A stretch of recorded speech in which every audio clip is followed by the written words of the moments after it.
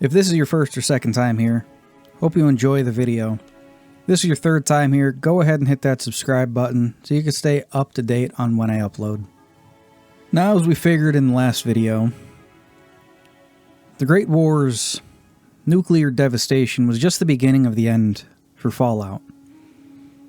The real apocalypse came after the quiet, slow, meandering death of an apocalypse.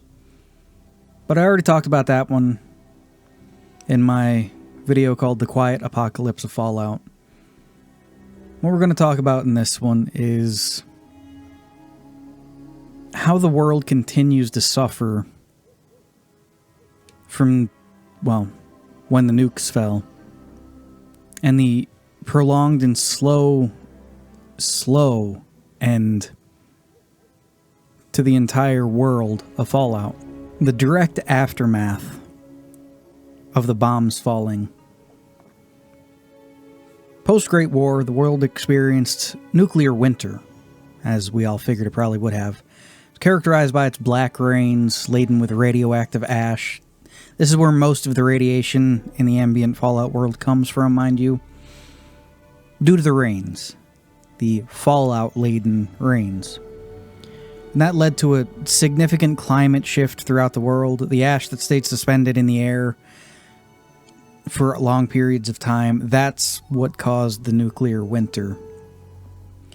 Randall Clark, the survivalist of New Zion, he observed that on January 15th, 2078, he noted glowing green snow in the Zion National Park, indicating that the water cycle itself had become radioactive. Now this was, well, it happened, the nuclear war happened in October, November, December, January, so this is 4 months later, when winter would have been hitting North America, or in full swing at that point. Now this nuclear winter, with this radioactive snow that laid on the ground, irradiating everything around it, seeping down into the groundwater, likely led to mass extinctions of animals and plants.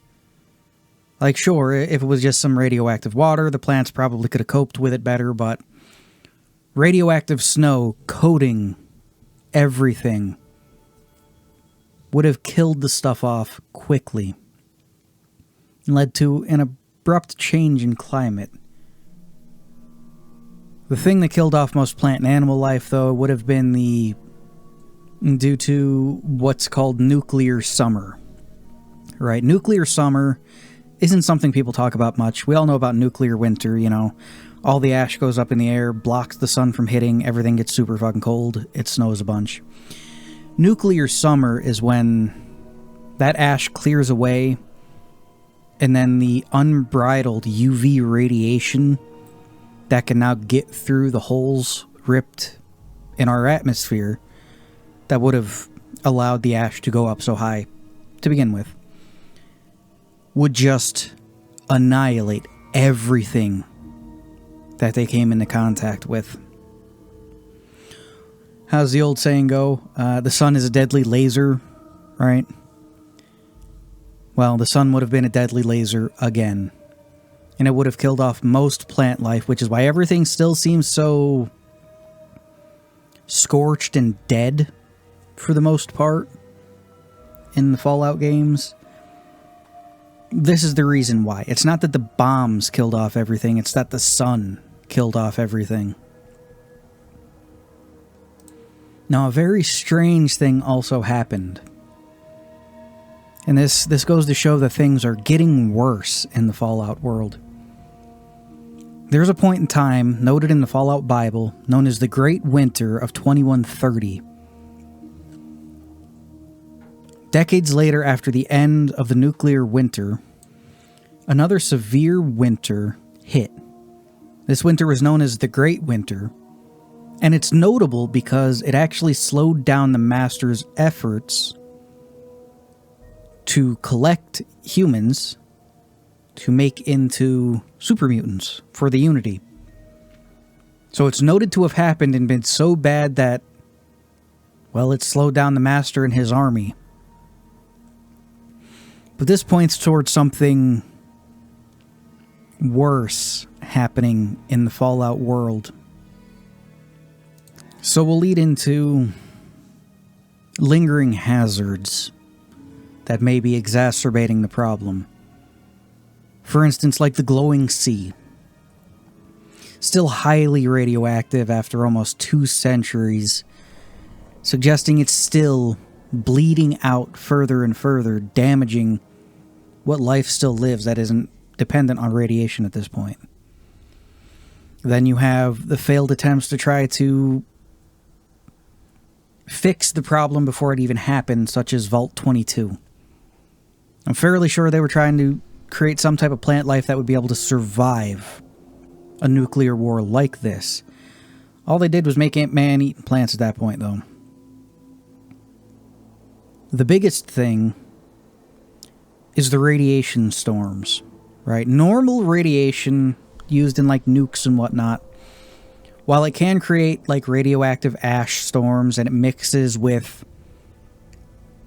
well, the radioactive particulates mix with the dust and get carried down in the rain, that's fallout. That is literal fallout at that point. The thing is, the radiation shouldn't be able to move through the water cycle, right?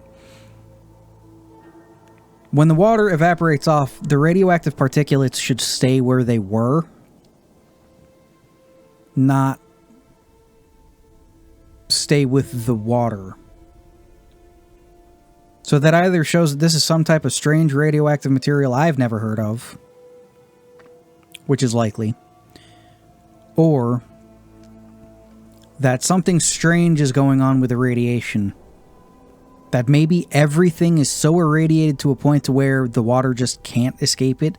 Maybe there's still God knows how much radioactive particulates in the atmosphere, just still floating around, which would be even worse for life down on the ground, because every time it rains, it would be bringing down even more radioactive material, making it so things could never really heal, right? And this radiation bleeding into things that it shouldn't really be able to bleed into brings me to the tunnelers. You see them in Lonesome Road. They're the little hunched over, like reptilian humanoid things. They carry around bits and pieces of pre-war items, like teddy bears and random odds and ends. Just miscellaneous loot, really. Which shows that maybe they were human.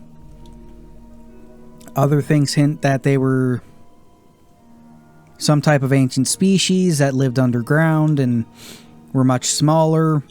But when the bombs fell, the area that they were in that was sealed off opened up.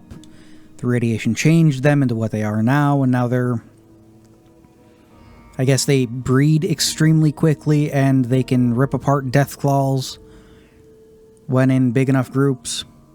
They also tunnel up from under the ground, so they can go damn near anywhere. Ulysses even says that they will be the death of the Mojave in time.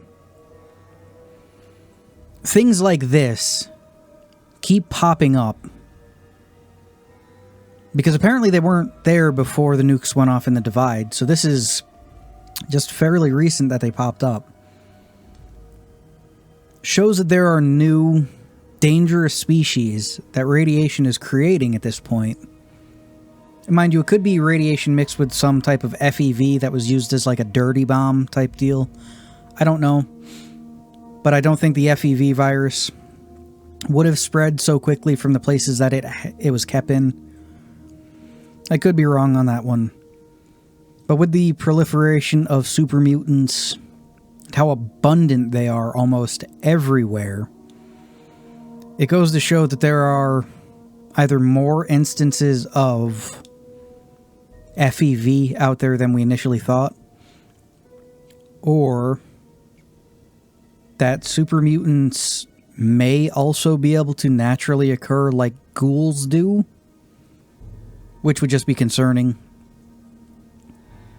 Either which way, the abundance of non-human life and or human adjacent life that can just body a normal person, compared to like right here, right now, in our world, there are a few things out there that, sure, they could kill you.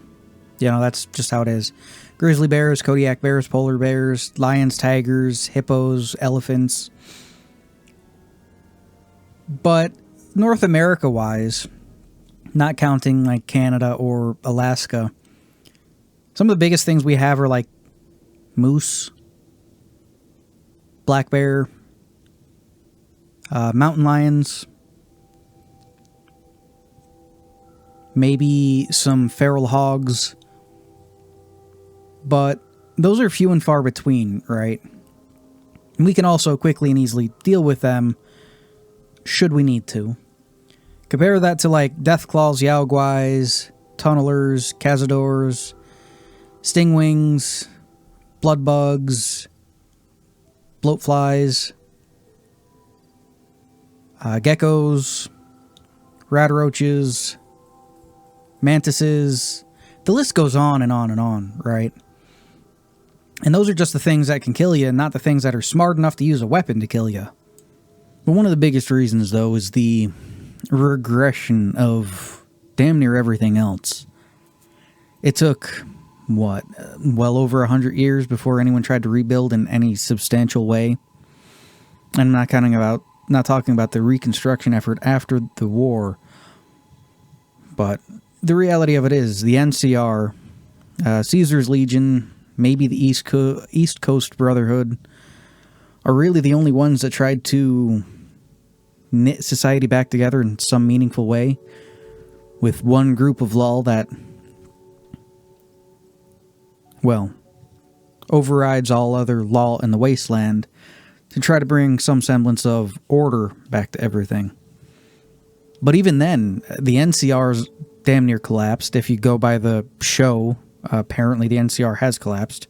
At least Shady Sands is gone.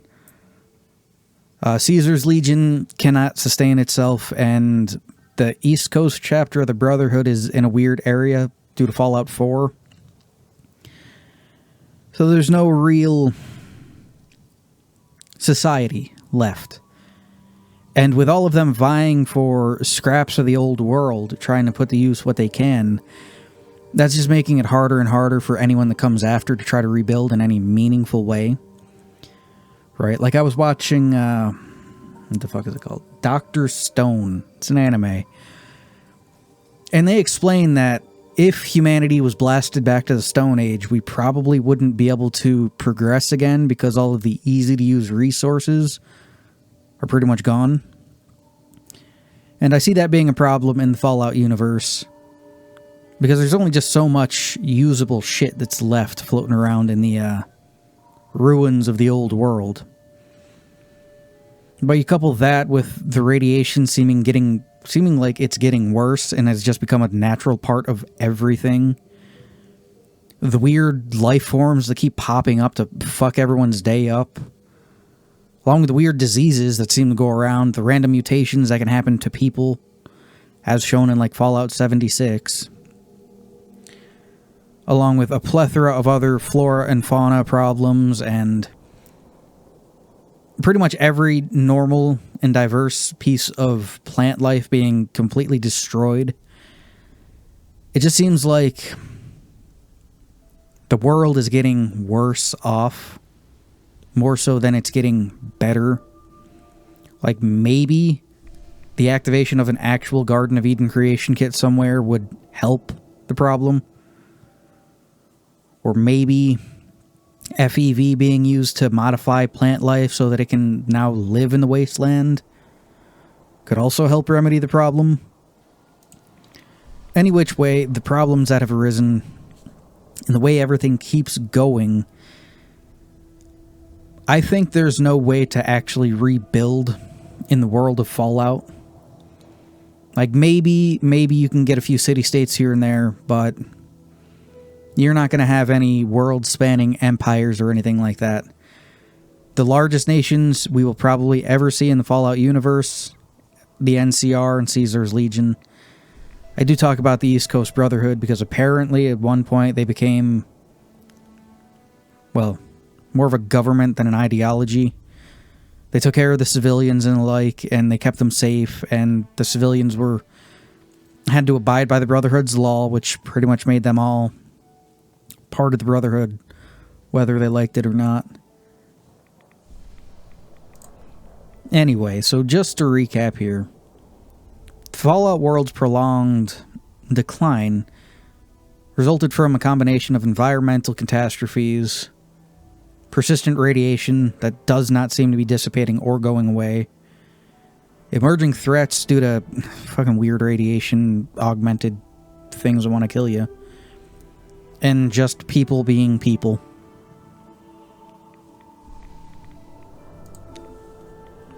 Because that's just how it always seems to go in the Fallout universe. Anyway, thanks for watching this video, if you actually still are. Got the idea for this one after the quiet apocalypse of Fallout. I wanted to look more into the long-term effects of everything that would have went on.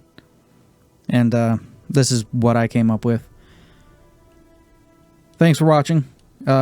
I'm gonna head out and probably, I don't know, figure out the next one to work on.